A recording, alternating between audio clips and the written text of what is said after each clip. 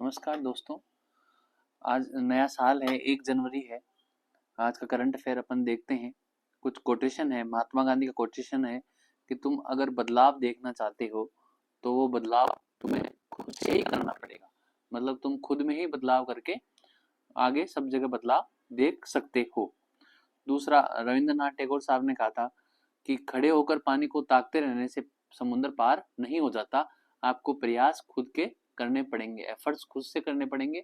देखते रहने से कोई काम नहीं हो जाता। अब अपन बात करते हैं 2025 का जो साल है, नया साल है। इस साल में क्या क्या आयोजन भारत में होंगे और भारत ने खूब सारी उम्मीदें इन आयोजनों से लगा रखी है। आईसीसी महिला वनडे विश्व कप ये 2025 में भारत में चौथी बार इंडिया में होने जा रहा है। आईसीसी महिला वनडे विश्व कप, महिलाओं का वनडे विश्व कप 2025 में भारत में ही होगा। जूनियर शूटिंग विश्व कप, ये शूटिंग का विश्व कप है और ये भी भारत में होगा। जूनियर खिलाड़ी इसमें पार्टिसिपेट करेंगे। विश्व एथलेटिक्स चैंपियनशिप ये जापान में होगी। तो वर्ल्ड एथलेटिक्स चैंपियनशिप है, ये जापान में होगी।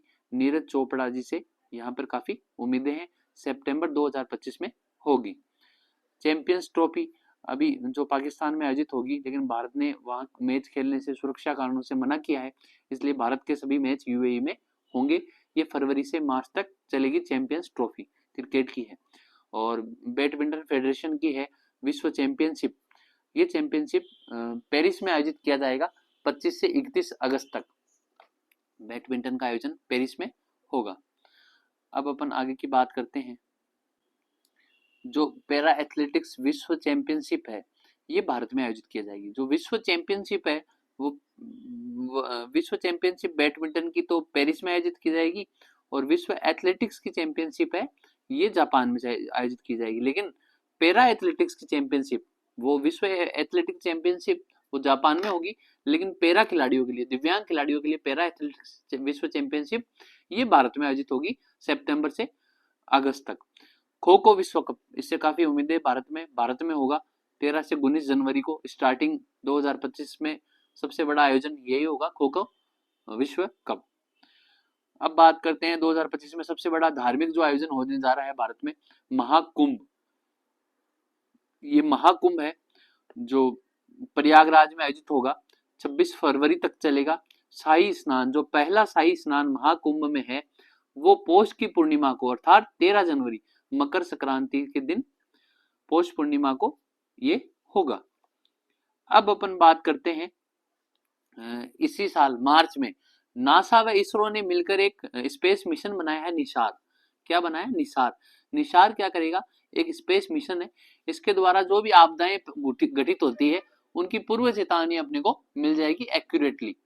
तो ये नासा व इसरो का जो मिशन है ये मार्च में भेजा जाएगा।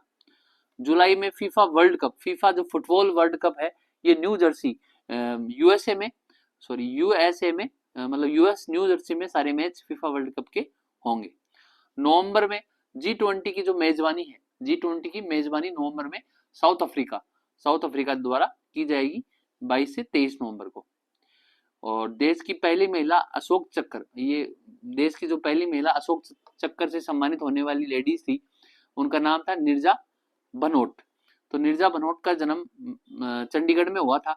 ये पहले मॉडल बनना चाहती थी, लेकिन फिर इन्होंने एयर होस्टेस का पद संभाला और ये विमान में एयर होस्टेस बनी। तो उस समय की बात है जब ये 22 साल की थी। 22 साल में इन्होंने जान देकर लगभग 300 यात्रियों की जान इन्होंने बचाई थी, इसलिए इनको अशोक चक्र से भारत में सम्मानित किया गया। ये बात है 5 सितंबर 1986 की। इनका बर्थडे आता है 7 सितंबर को। इससे 2 दिन पहले 5 सितंबर 1986 की बात है, इनका जो प्लेन है वो मुंबई से अमेरिका के लिए उड़ान भरने वाला था। जब क्या हुआ कि जब कराची में ये रुका बीच में, तो कुछ यात्री चढ़े, कुछ वापस उतरे जो बॉम्बे से आ रहे थे। तो जो यात्री चढ़े कराची में, उसके साथ में 4 आतंकवादी, पाकिस्तानी ग्रुप के 4 आतंकवादी इसमें प्लेन में चढ़ गए और प्लेन को हाईजैक उन्होंने कर लिया। फिर नीरजा भनोट के साथ में और कोई क्रू मेंबर थे, इन सबको बोला गया कि आप इन लोगों के जो पासपोर्ट है वो लीजिए और हमारे को बताइए इसमें अमेरिका का आदमी, अमेरिका के निवासी कौन कौन है। उन आतंकवादियों की नजर मुख्यतः अमेरिका निवासियों पर थी। तो उन्होंने कहा कि अमेरिका के निवासियों की हमारे को जानकारी दो और उन लोगों को हमारे सामने लाओ जो अमेरिका के रेजिडेंट हैं। तो नीरजा भनोट ने क्या किया, जो 4-5 लोग थे अमेरिका के, उनके पासपोर्ट को छुपा लिया, बाकी सब विदेशियों के पासपोर्ट उनको दे दिए, आनाकानी हुई। तो इस आनाकानी में लगभग 17 घंटे का समय बीत गया और जब वो आतंकियों को अमेरिकन नागरिक के पासपोर्ट नहीं मिले तो वो बिल्कुल गुस्सा हो गए। गुस्सा होकर उन्होंने मतलब इनको डराने धमकाने लग गए यात्री को। तब नीरजा भनोट ने अपनी चालाकी से नीरजा भनोट ने क्या किया, जो पीछे का इमरजेंसी गेट है वो खोल दिया और जो बच्चे यात्री परेशान हो रहे थे उनको धीरे धीरे उसने बाहर निकाला। ऐसा करते हुए आतंकवादियों ने नीरजा भनोट को देख लिया और उन्होंने फायरिंग करके नीरजा भनोट की हत्या कर दी और 19-20 यात्री मारे भी गए। नीरजा भनोट भी इसमें शहीद हुई, उनको मरणोपरांत अशोक चक्र दिया गया। इस प्रकार फिर उन्होंने लगभग 300 लोगों की उसमें जान बचाई थी। जो लोग बाहर निकल गए वो बच गए थे वहां पे।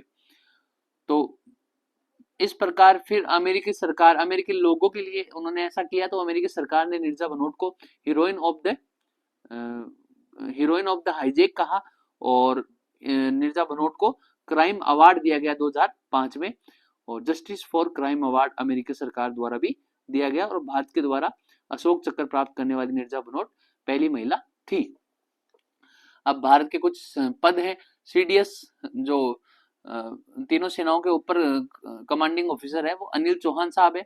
जनरल सेना प्रमुख है उपेंद्र जी द्विवेदी और जो एयर चीफ मार्शल है वो है अमरप्रीत सिंह और नेवी चीफ है दिनेश के त्रिपाठी साहब। आज आपको पता है 1 जनवरी है।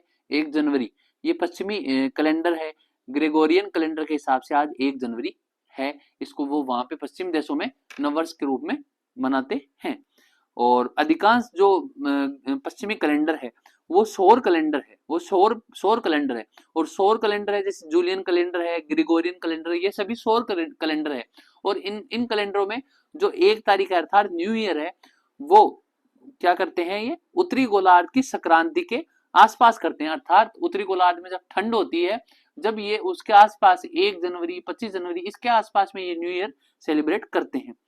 और ग्रेगोरियन कैलेंडर की शुरुआत 1582 एडी में हुई थी। इससे पहले जूलियन कैलेंडर चलता था और जूलियन कैलेंडर जूलियस सीजर ने बनाया था, 45 बीसी पूर्व लागू किया था। तो ग्रेगोरियन कैलेंडर ज्यादा पुराना नहीं है, 1582 एडी का ही ग्रेगोरियन कैलेंडर है। इससे पहले जूलियन कैलेंडर चलता था जो 45 बीसी पूर्व था और जब ग्रेगोरियन जो ये जूलियन कैलेंडर है जो 45 बीसी पूर्व जूलियन सीजर ने बनाया था तो ये बिल्कुल सही क्रम में मेल नहीं खाता था, खगोलीय जो ग्रह है उनके साथ मेल नहीं खाता था, इसलिए ग्रेगोरियन कैलेंडर बनाया गया 1582 एडी में। फिर बात करें तो जो जूलियन कैलेंडर है उसको हेल करने के लिए ग्रेगोरियन कैलेंडर बनाया गया। तो रोम के जो पोप थे ग्रेगोरी 13 ने 1582 में ग्रेगोरियन कैलेंडर की शुरुआत करी और ग्रेगोरियन कैलेंडर ने इस जो कैलेंडर है इसके अंदर एक साल में लगभग 365 दिन और 12 मास में डिवाइड किया गया है। हर चौथे साल एक एक्स्ट्रा दिन फरवरी के माह में ऐड कर दिया जाता है, उसे लीप ईयर ये लोग बोलते हैं। और भारत में जो ग्रेगोरियन कैलेंडर है वो 1752 से स्टार्ट किया गया। और अब अपन बात करते हैं हिंदू नववर्ष की। तो हिंदू नववर्ष चैत्र शुक्ल पक्ष की एकम प्रतिपदा को हिंदू नववर्ष मनाया जाता है, अर्थात जिस दिन से चैत्र नवरात्रि स्टार्ट होती है उस दिन से, या फिर इसको गुड़ी पड़वा बोलते हैं, चैत्र नवरात्रि का दिन बोलते हैं। शुक्ल पक्ष, पहले कृष्ण पक्ष आता है फिर शुक्ल पक्ष स्टार्टिंग के दिन प्रतिपदा को हिंदू नववर्ष मनाया जाता है और विक्रम संवत के हिसाब से हिंदू नववर्ष चलता है। अब की बार 2025 में जब 30 मार्च आएगी तब हिंदू नववर्ष मनाया जाएगा क्योंकि 30 मार्च को चैत्र शुक्ल पक्ष की प्रतिपदा है, उस दिन 2082वां विक्रम संवत होगा। 1 जनवरी के लिए मुख्य विशेष ये है, 1 जनवरी 1995 को वर्ल्ड ट्रेड ऑर्गेनाइजेशन सभी देशों के लिए व्यापार के लिए विश्व व्यापार संगठन की स्थापना की गई ताकि सभी देश अंतर्राष्ट्रीय व्यापार शांतिपूर्ण हो सके। 1 जनवरी 2001 में कलकत्ता की राजधानी, कलकत्ता का नाम बदलकर कोलकाता, जिसकी राजधानी पश्चिम बंगाल की राजधानी कोलकाता है, कलकत्ता का नाम बदलकर कोलकाता कर दिया। आपको बता दूं कलकत्ता का नाम काली मैया के नाम पे कालीकत्ता या कलकत्ता कैलकट्टा बोला जाता है, हिंदू देवी के नाम पर है कलकत्ता। और फिर अपन बात करते हैं 1 जनवरी 1978 को एयर इंडिया का एक विमान जा रहा था, तो वो अचानक समुद्र में गिर गया। लगभग 200 यात्री मारे गए। उस विमान का नाम था सम्राट अशोक बोइंग विमान। 1 जनवरी 1984 के दिन ही जो ब्रुनेई है, जो दक्षिणी एशिया का देश है, वो ब्रिटेन से आजादी प्राप्त करता है, स्वतंत्र होता है 1984 में ब्रुनेई।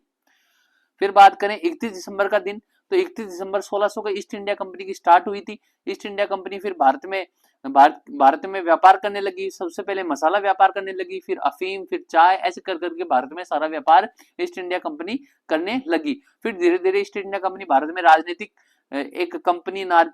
शक्ति बन गई थी और भारतीय लोगों पर राज करने लगी। जब 1857 की क्रांति हुई तो ईस्ट इंडिया कंपनी को भगाने के लिए क्रांति हुई थी और ईस्ट इंडिया कंपनी से अंग्रेजी हुकूमत है, उन्होंने मतलब महारानी ने अपने पास सारा शासन ले लिया था। 30 दिसंबर 1906 की बात करें तो अखिल भारतीय मुस्लिम लीग की स्थापना ढाका में 30 दिसंबर 1906 को हुई और 30 दिसंबर 1949 को भारत ने PORC people Republic of China को मान्यता दी। ROC ताइवान का नाम है और PROC चाइना का नाम है। तो आज के लिए इतना ही करंट अफेयर है। धन्यवाद और प्लीज चैनल को लाइक और सब्सक्राइब करें।